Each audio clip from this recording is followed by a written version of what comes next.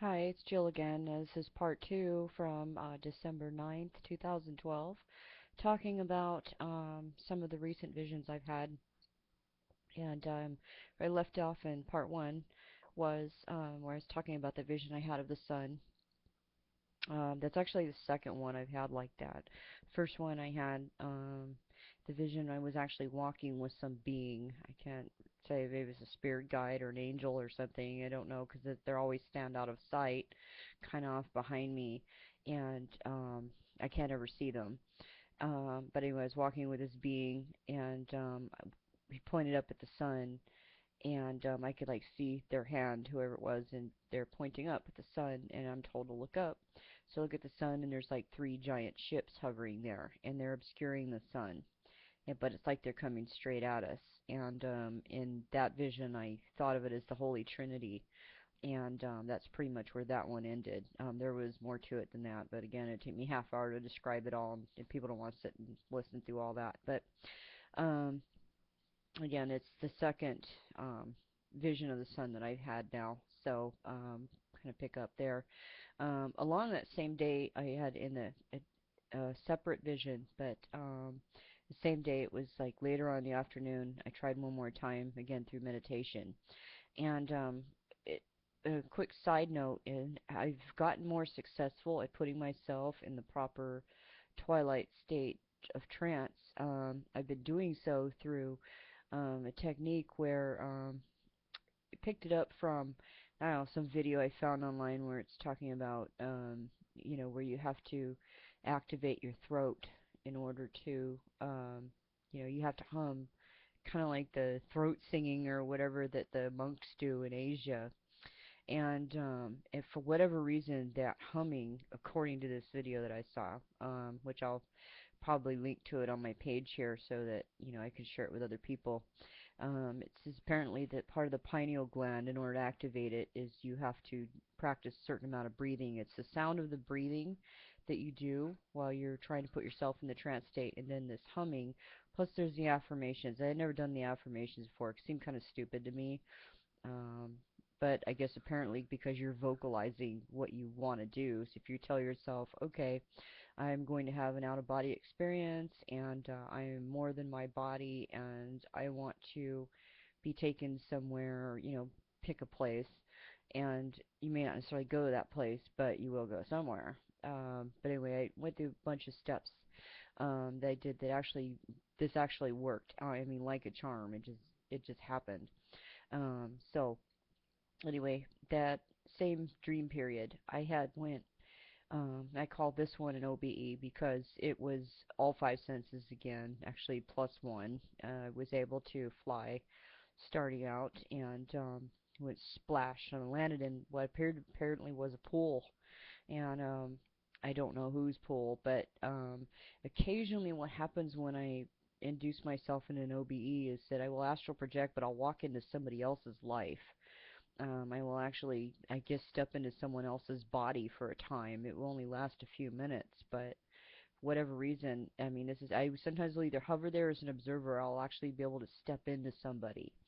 And this is kind of along that line. Apparently, what happened here was I stepped into the body of a man who um, I later heard his dream as the vision ended, but heard his name in there. Anyway, so I'm like swimming and I'm in his body, but I can feel the water all around me. I mean, it's just real. Water is one of my activators. If you happen to be dreaming and having a lucid dream, or a very vivid dream, you can go lucid and kick it into an OBE if you pick an object or a situation where you keep telling yourself, okay, if I see this or if I feel this, or if I reach up and touch a light switch or something, then I will become lucid. You keep telling yourself that before you go to sleep, and you just do that all the time. You just keep telling yourself that, so that when these situations happen in a dream, all of a sudden, boom, you're lucid, you're awake in your dream. And water is my trigger. And all of a sudden, boom, I'm swimming, and I'm in this guy's body, and I'm just kind of swimming, and I can feel the water all around me, and I'm swimming past people. So it was like a hotel pool or something. It was like they were on vacation or something. And he swims up to this woman, and she's standing there, and she calls him Jim, and I'm saying him because that's not me swimming, it's him. I'm a hitchhiker inside his head. And so anyway, he stands up and he hugs the woman, and she says, "Oh, Jim, blah blah blah." And she's telling him, quit fooling around. He's like, trying to hug her and tickle her and stuff. And they have a son who's nearby, and he runs past them and jumps into the pool. And the woman says something to this guy Jim that she's concerned about their son Michael, that he doesn't he's having problems, and there's something about the boy, that this boy Michael that they're talking about. I think he's autistic. It was the way he looked. It was just a little boy, small boy, Caucasian, brown hair. I think he had blue or hazel eyes. I really couldn't tell the color of his eyes because colors often not 100% dead on accurate when I'm in the astral plane. But I saw him swimming as they were talking about him, and he was just kind of puddling back and forth in the pool, and I think they were concerned about him. I was shown this child through his father's eyes for some reason, but the boy's face is Burma. I don't know what the guy looks like, and the woman, I just got kind of a quick view of her, very thin woman, 40s, early 40s, I'd say. The child is their only child, and he was like a late birth, like she was in her 40s when he was born.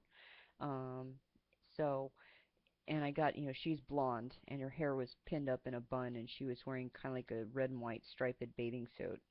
And that's pretty much what I remember. But for whatever reason, my attention was on the child. Now, the guy, that I was hitchhiking beside his head was looking at the boy, and as his wife was talking about it. And I don't know, again, what the significance was of this child, but I was shown him for a reason. But so anyway, I left out of there and bouncing along. Again, this is one of those um, OBEs where I just get thrown wherever. And this one I felt like it faded from view. I was trying really, really hard to hang on to it to see where it would take me next. And I felt myself, I mean, just when there's a force that pulls you along when you're in an OBE. Now, sometimes it happens, sometimes you have total control, but I don't have total control in OBEs. So there's always a force that like throws me somewhere. It's like you're on a fast track and you're just speeding through time and space, and you have really no control of it. But if you, that's what I need to do is I need to think, okay, I want to go here, and then the force theoretically should take you there. It's only done that once to me, that I've been able to control it. But there's been in a lot of visions I've been having lately. There's been a lot of scenes like this. I'll step into somebody's head and I'll see their child or one of their family members or something, and I'm wondering why I'm supposed to be noticing this person or what it is important about this person. Probably not anyone that I'll ever meet in real life, but I'm just wondering why I'm shown. Other ones that I've had recently, I think I posted a video about this. I don't know if I made it public yet or not, but I had one that had a lot of Masonic content.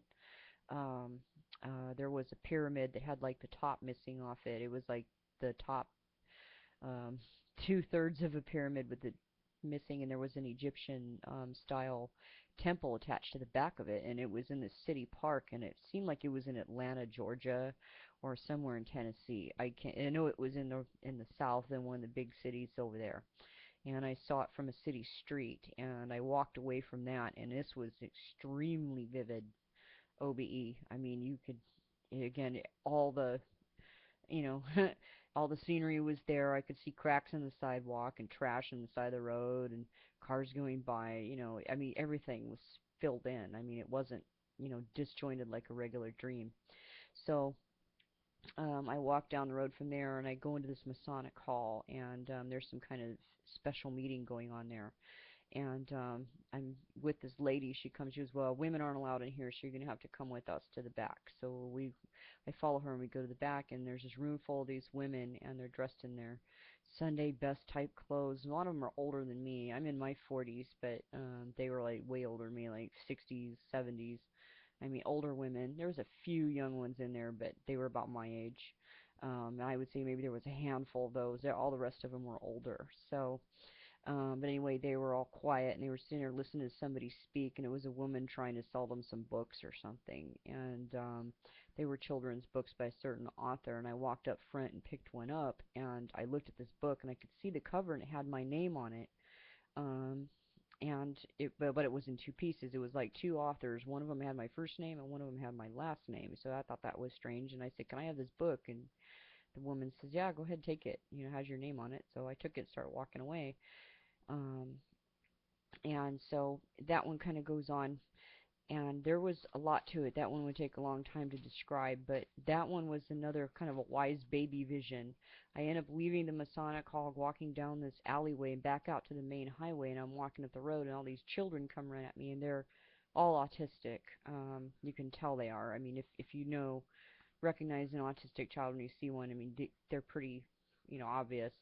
But anyway, so they're all, younger children, 7, 8, 9 years old, and all running towards me like, yay, like they know me, and they're glad to see me, and they're telling me I'm supposed to follow them and get back on the bus, and I'm like, well, I can't go with you. I got somewhere else I have to be, and I just as I turn away from them, I see this woman come up. She's pushing a stroller, and there's a baby in it.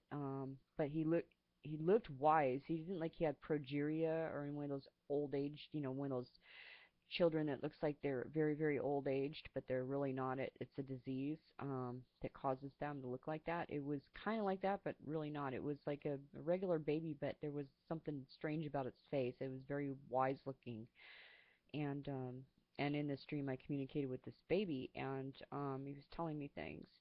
I can't repeat that here. It's kind of a thing I don't really so want to release online like right now. But again, that's like the second or third time I've seen that. And but the woman, I reached out to touch the baby after it got done talking to me to touch its little hand. Reached out to touch it, and the woman like got really pissed off, and she says, "Stay away from him. You're not allowed to touch him."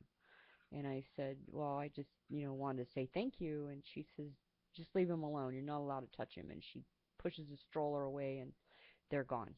And so, and then I floated from there to like what's looked like a Buddhist scene. There was a garden, and there was a stone Buddha there, and there was water running, and there's real pretty trees there. And I'm supposed to be looking at this thing. It's like a water fountain, and I don't know why I'm there, but it looked like it was in America somewhere, like somebody's backyard that they had turned into a Zen garden or something. Don't know what it was I was supposed to see there, but then the vision faded and I came out of the trance. But and then these is some of the things that's going on. There's a lot of Masonic content going on. I've had a lot of number storms lately. Number storms are, um, I don't know if anybody experiences them, but you start seeing numbers and you start, putting them in your head, and it's like they have significance to them. That's an OCD thing, but been seeing a lot of 111s, 1111s, 444s, and that's why I get my name Jane Doe Jones 444s because I see 444 a lot. Um, I did find out from watching another video here on YouTube what Sweet 16 is at the Coral Castle down in Florida. I've been obsessed with that thing. I've never been able to personally see it, but I've been obsessed and followed with it ever since I was 13 years old when I saw it on a show called In Search of when I was a kid watching TV. Sweet 16, I knew even then when I was 13 years old that it had something to do with Freemasonry, but now I know what it is. But why all the Freemasonry lately in these visions? I see a lot of symbols, things like that, and what I got in trouble for on Facebook kind of ties into that as well because I posted a picture of a rooster along that says "Wake up," and they immediately banned me and or blocked me from posting, and they physically removed that photo from my timeline. I thought that was really strange. Why don't they want me posting pictures of roosters? um, Somebody told me that it was because the rooster was white or whatever, and I don't really want to make it a racial thing. I think that's stupid, but that probably had something to do with it, but then again, I don't. I thought it was pretty innocent picture. But again, it let me know right away that somebody is monitoring my content, and that's kind of disturbing. But at the same time, I've always known it, and anybody that's into this kind of stuff that I'm into, following the astral projection or the conspiracy crowd, you start worrying that people are monitoring you. But they were because I hadn't had that picture up for more than by 10 seconds. They took it off, but. Anyway, that's all I've got for now. It's the end of part two. I'll be back in a few days with another one. Anyway, thank you very much. Bye-bye.